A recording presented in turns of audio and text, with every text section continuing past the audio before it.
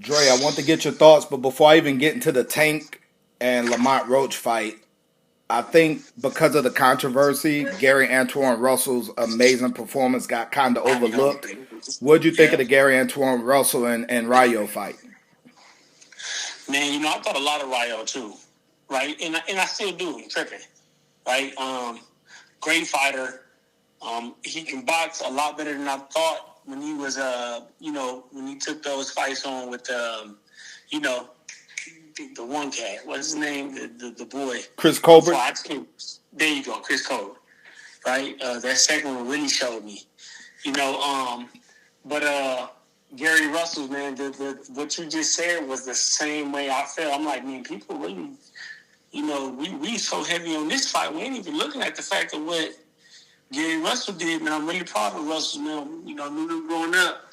They weren't in my era other than the oldest, one, but barely at that point. And I was proud of him, man. It's good to see him coming back to the tenfold. Their father is gone, man, and he rests in peace.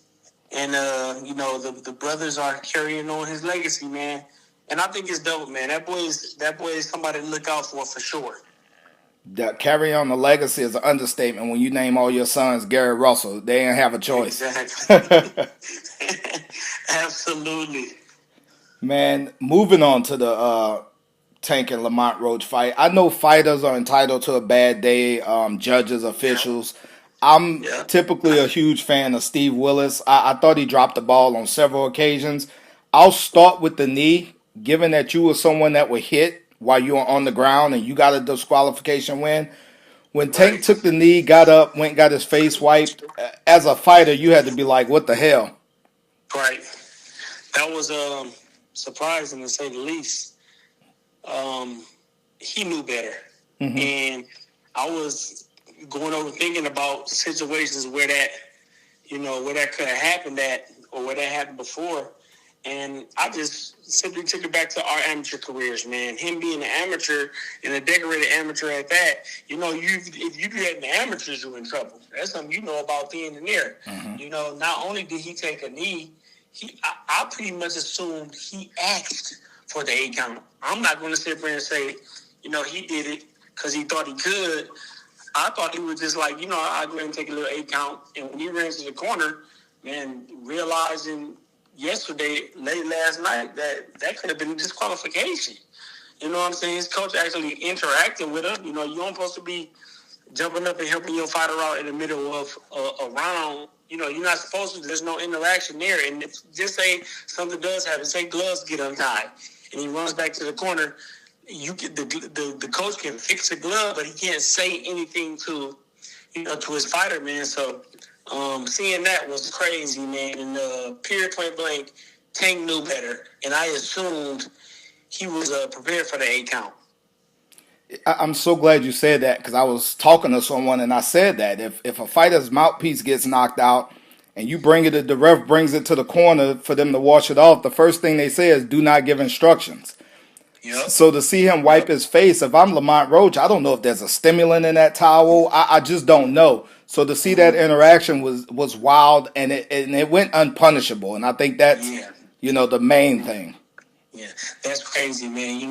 They say the crazy thing is he started with the 8 count, and then he stopped and just let it go. It's just like, man, what was that? He's a referee. Everybody enjoys watching. He got a lot of fame right now because of his crazy antics in the ring, man. But he's a good referee. You know what I'm saying? He knows what he's doing, man, and that's inexcusable. But if anybody did it, like he could, you know what I'm saying? So he's not even heavily pressed about the situation. They're more on Tank than they are the referee. Definitely. And the judge is giving him a 10-9 round instead of a 10-8. It's just like, come on, man, it's a no-brainer. That's the 10-8 round, I thought disqualification the night of when I was on my live speaking on it.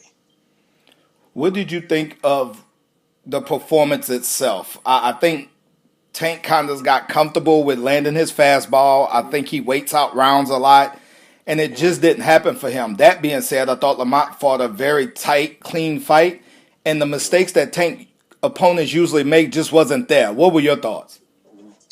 Man, Lamont surprised me because the performance I was watching leading up to this fight, I wasn't too impressed. And not with his style, but with his overly patient, fighting style. Like he takes a little too long. He shoots what's necessary, and he performs to the level of his opposition. And that was my thing. It's just like, did Roach come in and just perform to the level of his opposition? Which he put on a great performance, right? He showed no haste, no worry. He was very patient. You could tell he had control over his style and his mindset. He didn't get caught in any fires, and he performed to perfection, man. It started out first couple rounds. I think one or two could have possibly went to Roach. One being a swing bout, one being Roach's, one being Tank's, right? And late in the fight, after the sixth round, Roach really started to find his footing, man. He was landing great inside shots, putting combinations together. Counters were flawless. Stumbled Tank probably 2 or 3 times. It wasn't just once. It was 2 or 3 times where he caught him with a big shot and had him rock back. Now, was he hurting? I would say no. But was he stunned? Absolutely. On all of these shots. Those surprising shots, when they hurt, but they, you right back on your feet in situations like that, man. So he found his footing late into mid-fight, and then he took over in the last rounds, and I thought he walked away with the victory. Tank, on the other hand, I don't care what anybody says, man, he was on. He brought, I'm not going to sit there and say his best. He could have pressed harder, as well as Lamont. If Lamont would have did a little more, he could have possibly put Tank down. Caught him with a big shot and put him down. Not hurt him, but I think he could have dropped him in this situation. We see how he stumbled back. So if he pressed a little harder, he could have stopped. Tank, on the other hand, his counters was on. His shots were still short and sweet. He caught him with a good 2 and 3 piece combinations up top, down bottom, like he did. He was doing his job and he was on. I don't care what nobody say. You can't tell me he was off. He just. I believe this 100%.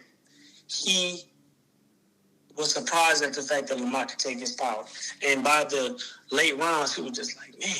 I'm sure he was just like, man, he taking everything I got. So that took him aback for sure. That took him by surprise. And he ain't know how to handle it, man. He ain't know how to respond. He was saying he could have knocked him out in the press conference. I should have knocked him out. I could have knocked him out. That's bull.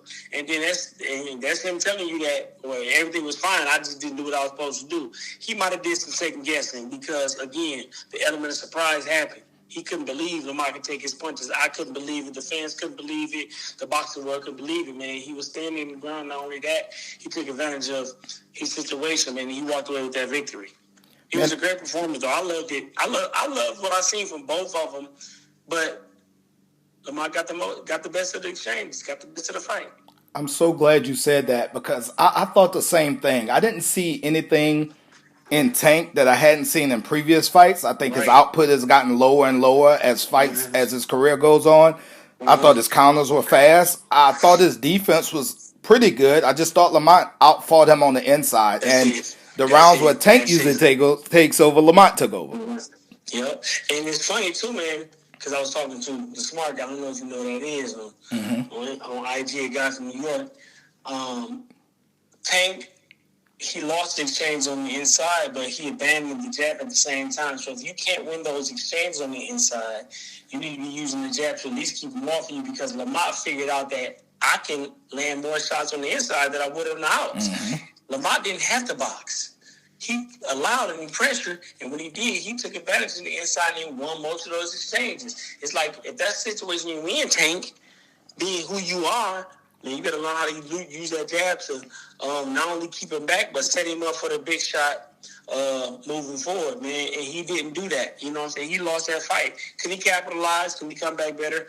Absolutely. I don't think this counts him out for the rematch or potential rematch, hoping it happens. But that's yet to be seen. Hopefully that's going to be the case, man. And, again, it might be another 50-50 situation, honestly. Definitely, man. Dre, before I let you go, it seems like appeals typically don't work in boxing. Lamont's appealing this thing. The commission's looking at it. Is this something you think can get overturned, or do you think this is water under the bridge? I think it can, being two men, two fighters, you know what I'm saying? We're being about the sport, and, you know, Lamont can let it go. But at the same time, if Lamont, and this ain't being petty, if Lamont wants that rightful victory, he can appeal this, and there's no reason they can't not overturn it. Mm-hmm. It should be overturned. We got to draw the scorecards. You guys didn't count the 8 count. It should have been the 8 count. That's a legitimate rule. So make that happen. Do what's fair. Do what's right. If Lamont wants to be deemed champion because of that, he has every right to it, and it's 100% right. Period. 100% agree with you. Andre, as always, it's a pleasure speaking to you, brother. I know you got some things coming up. I can't wait to let you talk about them, my man. Anything before I let you go, bro? Nah, man. Here I come, man. My podcast is on the way. I'm working on it right now, man. So look for Legitimate Boxing Talk with Andre Dirrell. I can't wait to see it, bro.